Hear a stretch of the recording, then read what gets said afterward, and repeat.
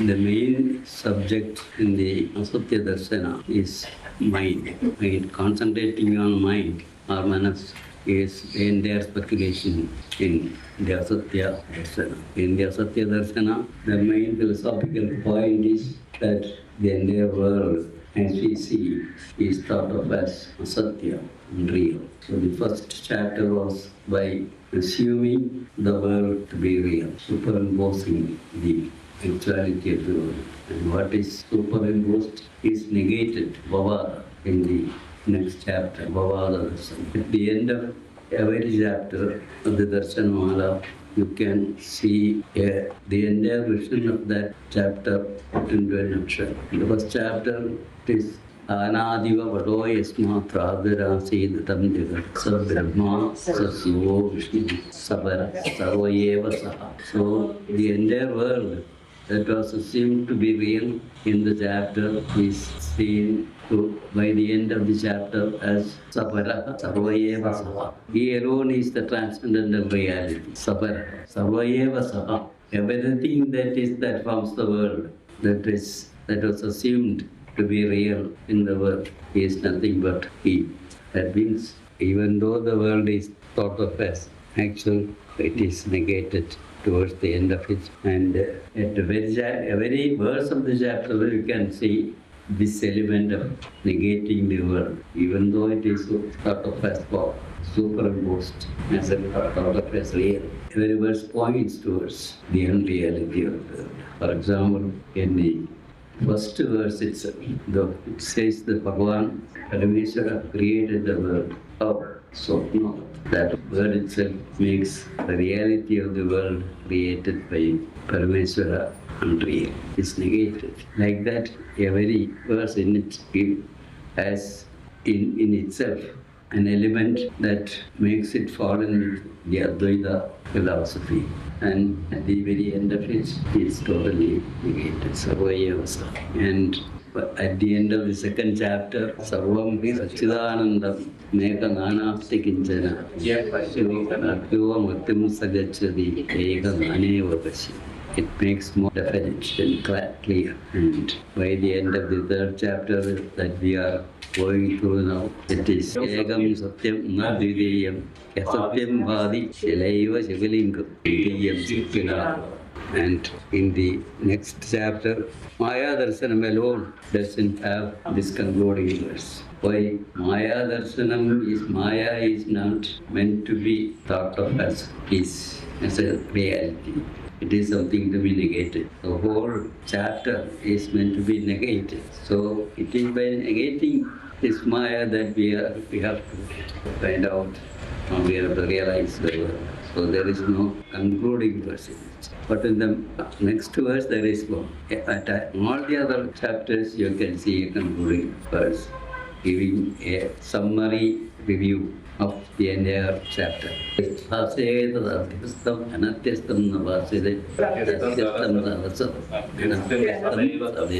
Coming back to Maya Darsanam, the next verse is Sangalpa Manasoho Kaschit Nagi Bhedo Sti Yennanaha Tat Avidya Tama Prakyam Indrajalam Yuvatula. This manas that is being speculated on in this chapter, why manas is the Sangalpa manas that makes the world. And what is the nature of this manas? What is done by manas? It makes the Sangalpa. And what is that manas that makes Sangalpa? Then Guru says, this manas is not something to be separated from Sangalpa. Sangalpa manaso kachinnahi bhedosti. There is no difference between Sangalpa and manas. Manas is Sangalpa, Sangalpa is manas. It is concentrating on this manas. People send a paper on Narayana Guru's concept of manas. They should study properly this Asatya Darsana. Should be based on this Asatya Darsana that they should present the paper. Sankalpa Manasoho Kaschin Nahi Bhedosti. We think we do the function of Sankalpa in our manas. Guru says, no, it is not so. Sankalpa is manas and manas is Sankalpa. Then what is it that we call manas? That was stated at the very beginning of the chapter. Manomaya vidam sarvam namana kvapi vidyate. Everything indeed is my manas in their essential content, but manas as such has no existence. Namana kvapi vidyate. Then what is manas? I think it is Jnanavasishta that gives a very clear, direct definition of mind. Manas. It says Manas is not an entity, a psychological or spiritual entity. What really exists is consciousness alone. In Narayana Guru's terminology, Arivu alone exists. This Arivu, what is the nature of this Arivu? Guru says, Arivina Shakti Anandam. Among such infinite potentials that hide in our own consciousness, one such is Sankalpa. When consciousness exists by having this particular function, when infinite are the number of functions of consciousness, no one can count number of potentials in a consciousness, thinking, imagining, like that. One such potential is Sankalpa. Imagine, creating ideas, and like that. All these are Sankalpa. When consciousness is having the Sankalpa for its function, then that consciousness is called Manas. That is why it is said in the beginning, Namanakvavi. No Manas as such exists. Why? No Maya Vidam Sarva. Everything in this indeed is Manas in essential content, but that Manas as such doesn't exist. But according to his statement, that is because Manas has no being of its own. It is Sankalpa function of consciousness is given the name Manas by us. So what is Manas? Manas is a particular function of consciousness. So what exists is consciousness alone and not Manas. That is why it is said in the beginning,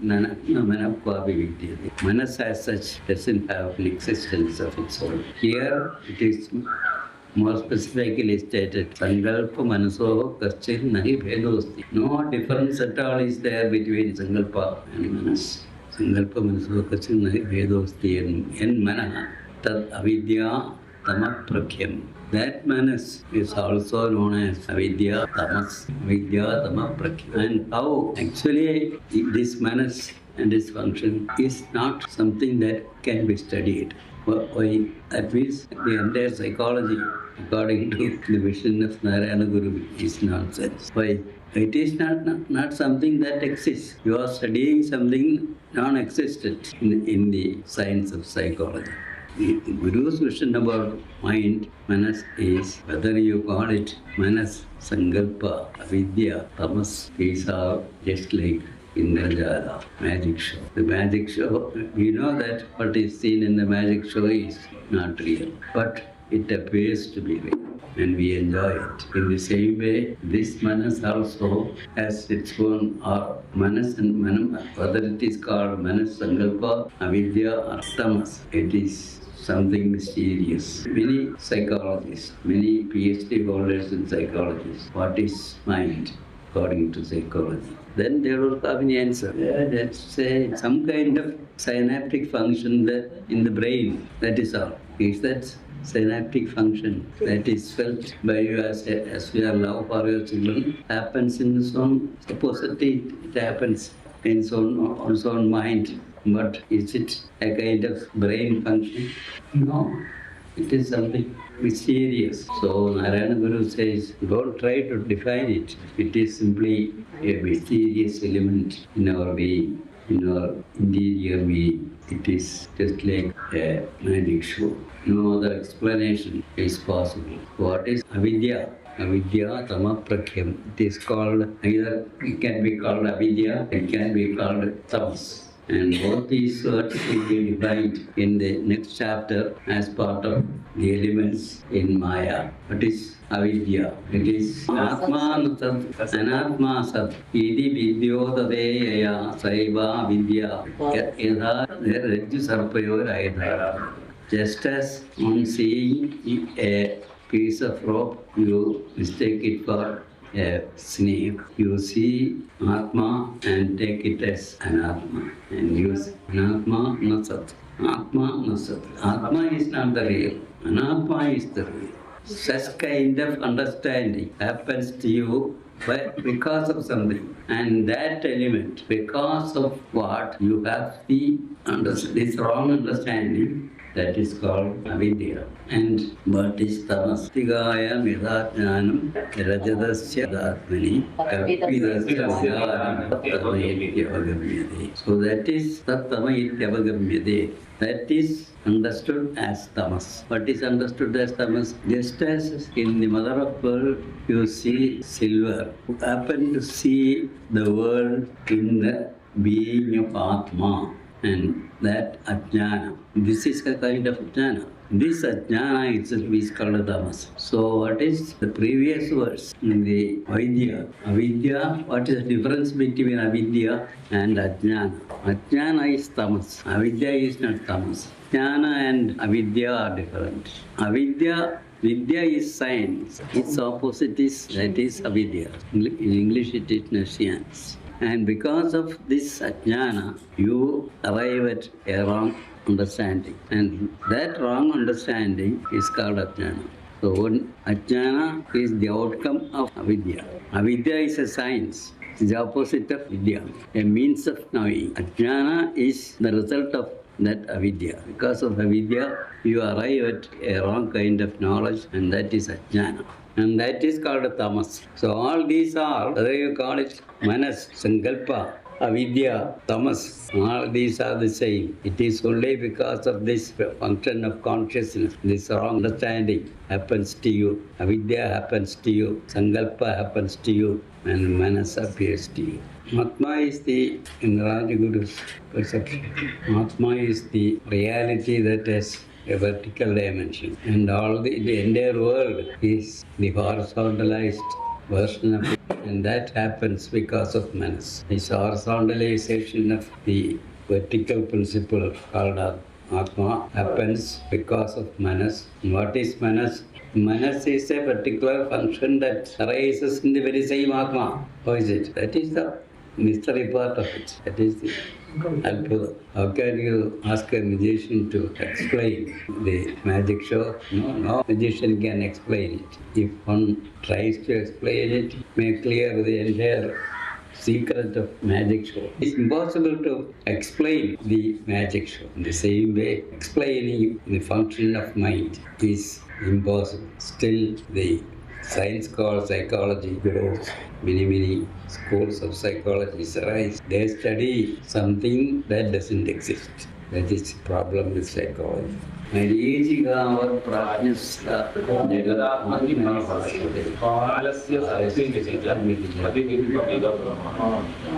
analogies. How the prajna, a person who is knowledgeable,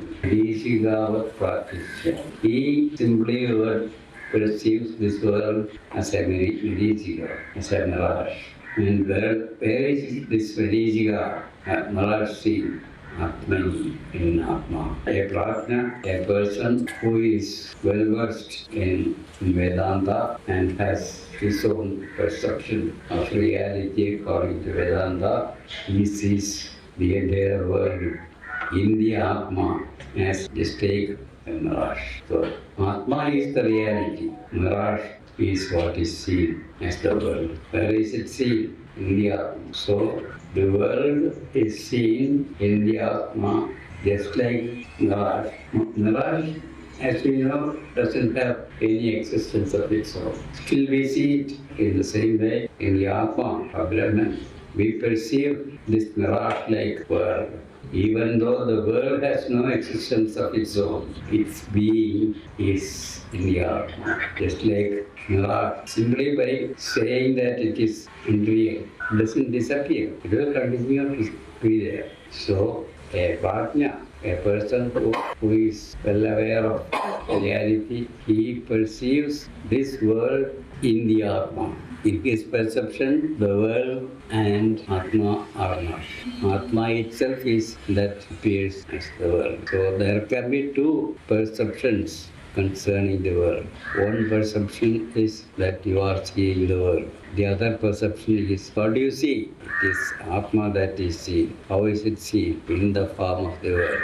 So, In the case of a Prajna, the entire world will be seen by him as not different from Atma. Atma is the one ever existing reality. Mirage has no existence of its own.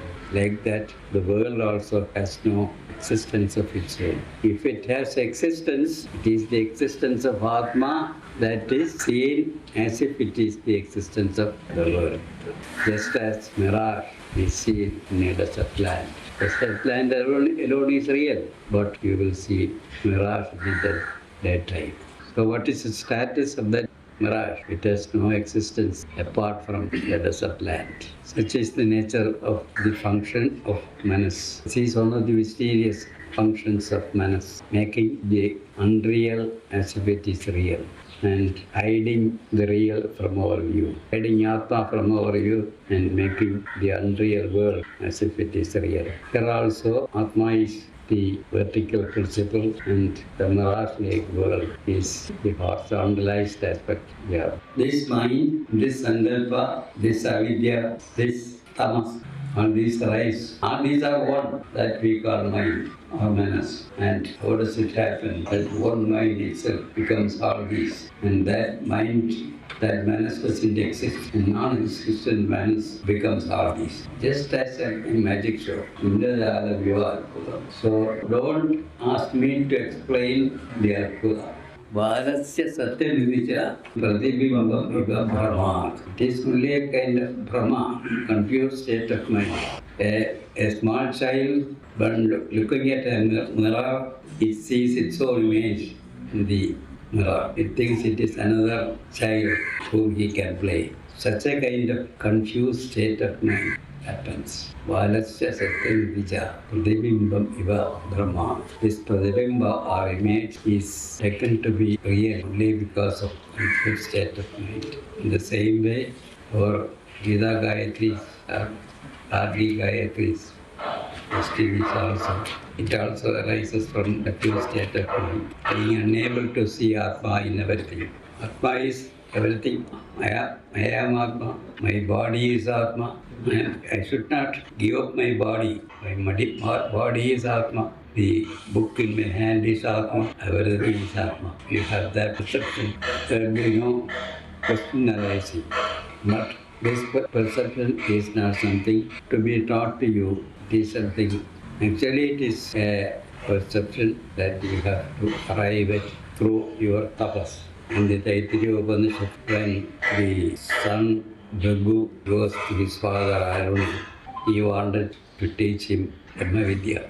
Then the initial words of teaching are given, and then immediately he tells, Tavasa Brahma Vijijnasasva. You go and do tapas and thus gain the knowledge of Brahma.